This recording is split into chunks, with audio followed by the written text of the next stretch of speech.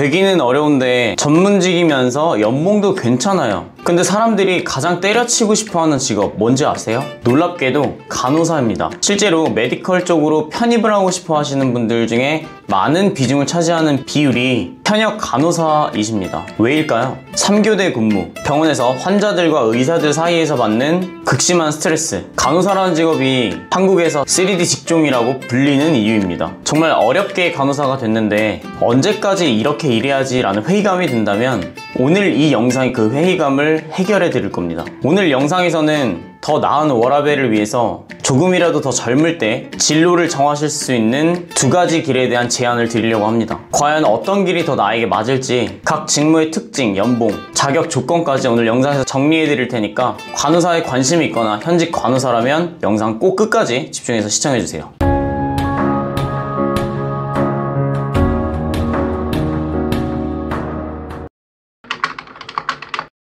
첫 번째로 말씀드릴 직업은 바로 산업간호사입니다. 산업간호사는 사업장 내에서 근로자들의 건강을 관리하는 역할을 합니다. 건강상담, 혈압이나 혈당을 측정하거나 응급키트를 관리하고 심지어 금연 캠페인 기획까지 하게 됩니다. 병원과 달리 혼자서 독립적인 공간에서 따로 일하며 따로 직장생활이라고 불릴 만한 스트레스가 없어요. 그리고 9to6 같은 규칙적인 출퇴근 시간 또한 여러분들의 몸과 마음의 건강을 책임져줄 근무 환경이라고 생각을 해요. 직업적으로도 특히나 산업 현장에서는 간호사분들의 자율성과 책임감이 더 중요하기 때문에 업무는 정해진 스케줄대로 이루어지고 대부분이 주간 근무를 하고 있고요. 주말이나 공휴일 등에는 쉴 수 있어요. 워라밸을 진심으로 챙기고 싶은 분들에게 적합한 길이 아닐까 생각을 합니다.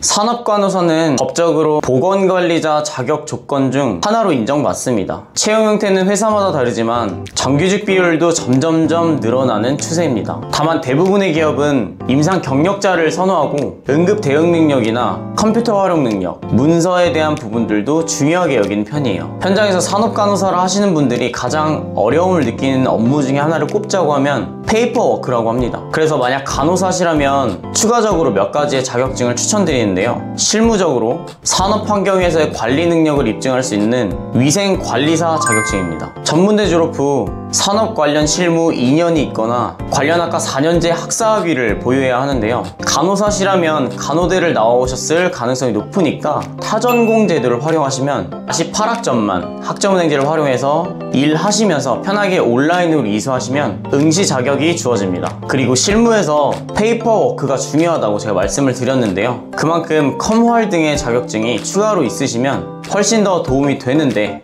학점은행제 학점 이수 과정에서 이 자격증을 또 추가 학점으로 인정받을 수 있기 때문에 관련해서 플랜을 받아보고 싶으시면 고정 댓글 꼭 참고해 주시고요. 그리고 아직 간호사가 되지 않으신 분들은 그래도 간호사 경력 자체가 실무 경력으로서 인정을 받고 산업간호사로서 꼭 중요한 부분이기 때문에 산업간호사를 지원하시기 전에 어느 정도는 병원에서 근무를 해두시는 게 여러분들이 취업에 훨씬 더 도움이 된다는 사실을 꼭 아시면 좋을 것 같아요.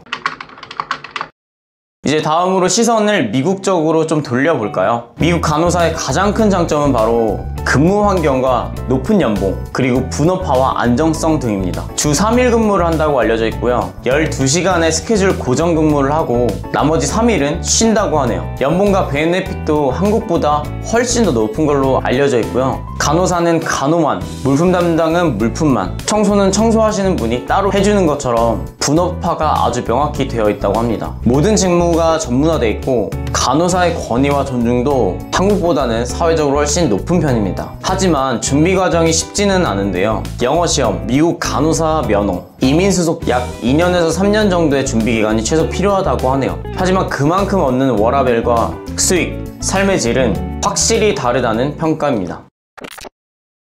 TMI이긴 하지만 저희 어머님도 간호사 출신입니다. 간호대를 나오셔서 힘들게 간호사를 하셨지만 결국 그만두시고 훨씬 더 오랜 시간 동안 다른 일을 하셨어요. 간호사를 하려고 하는 것 자체가 나쁘다는 뜻이 아니라 애초에 간호사를 하려고 하는 분들이 진로에 대한 현실적인 조언을 잘 듣지 못하고 무작정 준비하고 시작하시는 경우가 너무 많아요. 간호사가 되는 과정 자체도 어렵지만 그렇게 막상 간호사를 하고 나서도 후회나 회의를 가지고 일을 하게 되는 건 너무 안타까운 것 같아요. 간호사를 준비하실 때 본인이 어떤 근무 환경에서 일을 하게 될지, 연봉은 구체적으로 어느 정도 수준이며 결혼과 육아, 앞으로의 라이프 스타일은 내가 어떻게 가져갈지, 그런 부분들에 대해서 현실적으로 생각을 해보시는 게 정말 중요하다고 생각을 합니다. 만약 보건 계열로 관심이 많은데 워라밸도 중요하다면 오늘 말씀드린 미국 간호사나 산업 간호사, 좋은 대안이 될 수 있습니다. 내가 얼마나 알고 있느냐에 따라서 내가 어떤 계획을 세울 수 있는지가 아예 달라집니다. 만약 지금 간호사 일을 하고 계시더라도 이 영상을 통해서 병원이라는 한정된 환경만이 간호사의 길이 아니라는 점을 꼭 아셨으면 좋겠어요. 그리고 자연계열로 공부를 하셨다 보니까 약대 편입 등 메디컬 쪽으로도 많이 도전하시는 것 같고요. 이러한 전반적인 진로나